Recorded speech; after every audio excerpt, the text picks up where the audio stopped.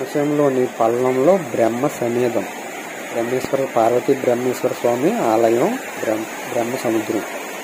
ఈ వీడియో చూడాలంటే పూర్తి వీడియో ఈ స్క్రీన్ మీద లింక్ ఉంది, క్లిక్ చేయండి. పూర్తి వీడియో అయితే చూడొచ్చు.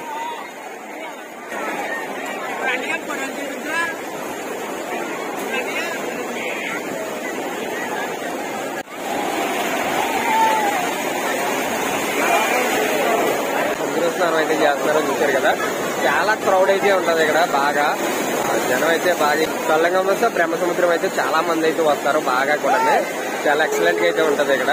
పొలంలోని బ్రహ్మ సమేతం పార్వతీ సమేత